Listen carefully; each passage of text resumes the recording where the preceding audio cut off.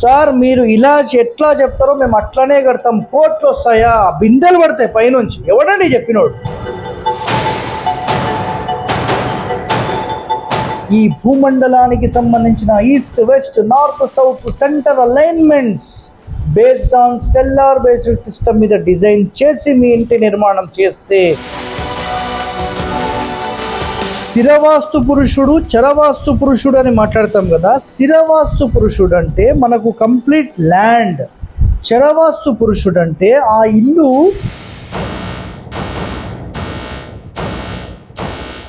మీ ఇష్టం వచ్చినట్టుగా ప్రతి నియమం అనేది ప్రతి ఇంటికి వర్తించదు, నాట్ పాసిబుల్. అది ఇది గుర్తుపెట్టేసుకోండి.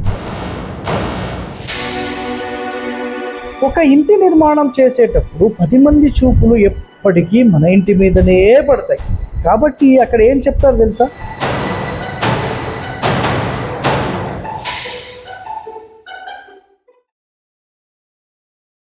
ప్రహరీ ముందు కట్టాలా లేకపోతే ఇల్లు ముందు కట్టాలి? సో చాలామందికి ఈ ప్రశ్న ఉంది. కొంతమంది ఏమో ముందు ఇల్లే కట్టాలి తర్వాత ప్రహరీ కట్టాలని కొంతమంది ఏమో ముందు ప్రహరీ కట్టాలి తర్వాత ఇల్లు కట్టాలని కొంతమంది. అసలు ఒరిజినల్ నియమం ఏంటి? సో నా రీసెర్చ్లో నేను ఏమేమి తెలుసుకున్నానో ఆ పాయింట్స్ అన్నీ మీకు ఇప్పుడు ఎక్స్ప్లెయిన్ చేస్తాను, మీరు చూడండి. సో ఒరిజినల్గా ఒకటి, అసలు చాలా పెద్ద స్థలం ఉందనుకోండి, ఆ పెద్ద స్థలం కనుక ఉంటే, అర్థమవుతుందా? చాలా పెద్ద స్థలం కనుక ఉంటే కేవలం మనం ఇల్లు వరండాలు మాత్రమే ఒక గణితంలోకి తీసుకొని వస్తాము. అప్పుడు ఎలాంటి ఇష్యూస్ అనేవి లేవు. ఇది 100% రైట్. ఇప్పుడు ఒరిజినల్ సిస్టమ్ ఏంటి అది చెప్తాను, తర్వాత కూడా మీకు డీటెయిలింగ్ ఎక్స్ప్లెయిన్ చేస్తాను. సిస్టమ్ ఏంటంటే, మనము కేవలం ఇంటి గణితం చేసి ప్రస్తుతం ప్లాన్స్ అనేవి డిజైన్ చేస్తాం. ఎందుకంటే ప్రధానమైన ఇల్లు అనేది మనం ప్రయారిటీలో తీసుకొని దానికి గణితం చేసి దానికే టోటల్ ప్లాన్ డిజైన్ అనేది చేసి ఇచ్చేస్తున్నాం. బట్ ఒరిజినల్ కండిషన్ ఏంటి తెలుసా మీకు? మన ప్రహరీ యొక్క లోపలి కొలతలు మాత్రమే ఆయాది గణితంలోకి మాత్రమే వస్తుంది.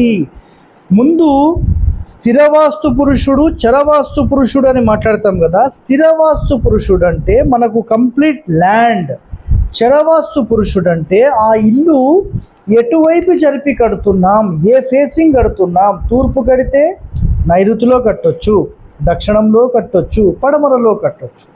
అదేవిధంగా ఉత్తరం తీసుకుంటే దక్షిణంలో కట్టొచ్చు, నైరుతిలో కట్టొచ్చు, అండ్ పడమరలో కట్టొచ్చు, తూర్పులో కూడా కట్టొచ్చు. అదేవిధంగా తూర్పుకి ఉత్తరంలో కూడా కట్టొచ్చు. నెక్స్ట్ దక్షిణం కానీ పడమర కానీ తీసుకున్నప్పుడు మనము ఈస్ట్ వైపు జరిపి ఇల్లు కట్టొచ్చు, ఉత్తరంలో కట్టొచ్చు, దక్షిణంలో కట్టొచ్చు, 3 కండిషన్స్ వచ్చినాయి. ఈశాన్యంలో కట్టొచ్చు, 4 కండిషన్స్ వచ్చినాయి. అయితే స్థిరవాస్తు పురుషుడు అంటే ఒరిజినల్ గణితం మనం ఒక కాంపౌండ్కి సంబంధించిన లోపలి కొలతలు తీసుకున్న తర్వాత అక్కడే మనం 9x9 గ్రిడ్ కానీ 11x11 కానీ వేసి ఒక భాగం పూర్తిగా వదిలేసేసి మిగిలిన వాటిలో ఇల్లు కట్టుకోవడం అన్నంత ఉత్తమమైనది ఇంకొకటి లేదు. ఇది ఒరిజినల్ నియమం ఇది. బట్ సార్ మరి మీరు మాకైతే ఇంటి ప్లాన్కే మొత్తం గణితం అంతా చేసి ఇచ్చారంటే ఒకటి గుర్తుపెట్టుకోండి, ఇక్కడ మేము చేసే సిస్టమ్ ఎట్లా ఉంటుందంటే మీ స్థలాన్ని బట్టి మాత్రమే ఉంటుంది. మీ ఇష్టం వచ్చినట్టుగా ప్రతి నియమం అనేది ప్రతి ఇంటికి వర్తించదు, నాట్ పాసిబుల్. అది ఇది గుర్తుపెట్టేసుకోండి. ఫస్ట్ ప్రయారిటీ ఇంటికి చేసేసుకుంటే అయిపోయింది. ఎవరికైతే పెద్ద స్థలాలు ఉన్నాయో వాళ్లకు కాంపౌండ్తో సహా టోటల్ సెటప్ చేసి మీ యొక్క జన్మ నక్షత్రం, మీ కుటుంబంలో అందరి పేర్లు జన్మ నక్షత్రాలు తీసుకొని దానికి ఒక కొలత ప్రమాణం చేసి అలాంటి కొలత ప్రమాణాన్ని మీ స్థలం మొత్తంలో బ్రాడ్కాస్ట్ చేసేసి టోటల్ అలైన్మెంట్ స్టెల్లార్ బేస్డ్ మీద తీసుకొని వస్తాం. ఇది యూనివర్సల్కి కూడా కనెక్ట్ అవ్వాలంటే ఈ భూమండలానికి సంబంధించిన east west north south centre alignments based on stellar based system మీద డిజైన్ చేసి మీ ఇంటి నిర్మాణం చేస్తే అన్నిటికంటే నంబర్ 1, సార్ మీరు ఇలా ఎట్లా చెప్తారో మేము అట్లనే కడతాం, కోట్లు వస్తాయా, బిందెలు పడతాయి పైనుంచి. ఎవడండి చెప్పినోడు? మీరు ప్రశాంతంగా ఉండడానికి ఈ యూనివర్సల్ గ్రిడ్ని అలైన్మెంట్ చేసి మీరు ఉంటే ఆ ఇంటిలో ఉన్నంతసేపు ప్రశాంతంగా ఉంటారు. అలాంటి వాటిని కోరుకునే వ్యక్తులు మాత్రమే మా హరివాస్తు దగ్గరికి రావాలి. ఇది గుర్తుపెట్టుకోండి సార్. మరి మీరు కొన్ని ఎపిసోడ్స్లో కానీ కొన్ని థంబ్నెయిల్స్లో ఇలా చేస్తే కోట్లు వస్తాయని మాట్లాడుతున్నారు. మరి ఎంతవరకు వాస్తవం అని మాట్లాడతారు కదా. ఈ కలికాలంలో కోట్లు వస్తాయంటేనే వీడియో చూసేవాళ్ళు మన మహానుభావులు, అందుకనే అలా పెడతాం. గుర్తుపెట్టుకోండి, ఇది అర్థమైందా? సో మెయిన్ ఇప్పుడు ఇంకా జనరల్ టాపిక్లోకి వచ్చేద్దాం. ఇప్పుడు ఇంతసేపు మనం చెప్పింది ఒక ancient building architecture complete depth point. ఇది ఎక్కడ మీకు ఇంతవరకు చెప్పలేదు. ఒక వీడియోలో నేను చెప్పాను ఈ కంటెంట్. మళ్ళీ ఈరోజు శ్రీధర్ గారు అడిగారు ఈ పాయింట్. సో ఆ పాయింట్ నేను ఎక్స్ప్లెయిన్ చేస్తున్నాను. ఇంకా డీటెయిలింగ్లోకి వెళ్దాం. ఇప్పుడు ప్రహరీ ముందు కట్టాలా, ఇల్లు ముందు కట్టాలా అంటే జనరల్గా ప్రహరీ అనేది కడితే ఏం లాభం జరుగుతుంది? మొట్టమొదటి చూడండి, మీరు ఇట్లా కూర్చున్నారు, ఒక ఓపెన్ ఏరియాలో మీరు కూర్చుంటే 10 మంది యొక్క చూపులు ఫస్ట్ మీ మీద పడతాయి. ఆటోమేటిక్గా మీరు డ్యామేజ్ అవుతారు. ఒక చిన్న ప్రహరీ కట్టని ఏదైనా పెట్టి దాని లోపల కట్టండి, ఎవరు మిమ్మల్ని చూడలేరు, ప్రైవసీ ఇష్యూస్ ఉండవు, అప్పుడు మీకు ఎలాంటి దోషం అనేది లేదు. అయితే ఒక ఇంటి నిర్మాణం చేసేటప్పుడు 10 మంది చూపులు ఎప్పటికీ మన ఇంటి మీదనే పడతాయి. కాబట్టి అక్కడ ఏం చెప్తారు తెలుసా?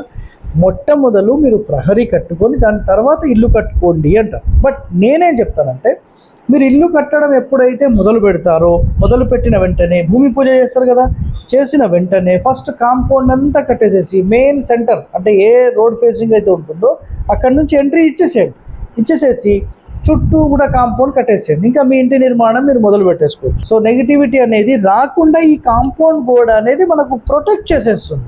సో దాని తర్వాత మీరు ఇంటి నిర్మాణం మొదలు పెడితే 100% చాలా ఈజీ వేలోకి వెళ్ళిపోతుంది. అర్థమవుతుందా ఇప్పుడు? సో నిజంగా ఈ కండిషన్ పాటించిన వాళ్ళని మీరు అడగండి, 100% ఇష్యూసే లేవని మాట్లాడతారు. లేదా ఇల్లు కట్టేసిన తర్వాత కాంపౌండ్ కడితే పక్కనోడు దిమాగ్ ఖరాబ్ చేయడము, ఎదుటోడు దిమాగ్ ఖరాబ్ చేయడము, ఈ పక్కనోడు దిమాగ్ ఖరాబ్ చేయడము, ఇదో పెద్ద పంచాయతీ అన్నమాట. సో అవన్నీ మీకు ఉండొద్దంటే 100% మొట్టమొదటిగా మీరు ప్రహరీ కట్టి తర్వాత ఇల్లు కట్టుకోండి. అది నంబర్ 1. గణితానికి కూడా నేను చెప్పిన గణితానికి కూడా ఇదే విధంగా ముందు ప్రహరీ కట్టి తర్వాత ఇల్లు మాత్రం కట్టుకోండి. ఎవరూ లేరు, మనకి ఇష్యూసే లేవు, పక్కన వాళ్ళు ఉన్నారా, ముందు కాంపౌండ్ కట్టండి, తర్వాతనే ఏదైనా. ఇది ఒక్కటే గుర్తుపెట్టుకోండి. ఇంకేమైనా పాయింట్ చెప్తారా? అంతేనా? సో టోటల్ ఆయన అనుకున్న పాయింట్స్ కూడా నేను కవర్ చేశాను, కాబట్టి ఇంకేం అవసరం లేదని చెప్తున్నారు. సో ఇలాంటి ఎన్నో రహస్యాలు మేము ఎప్పటికీ డిస్కస్ చేస్తూనే ఉంటాం. సో మీరు ఆయనతో కూడా మాట్లాడాలంటే డిస్క్రిప్షన్లో ఆయన నంబర్ పెడతాను, మీరు కాల్ చేయొచ్చు, ఏదైనా డౌట్స్ ఉంటే క్లారిఫికేషన్ చేయొచ్చు. Okay, so stay tuned to our channel for latest updates. Thank you.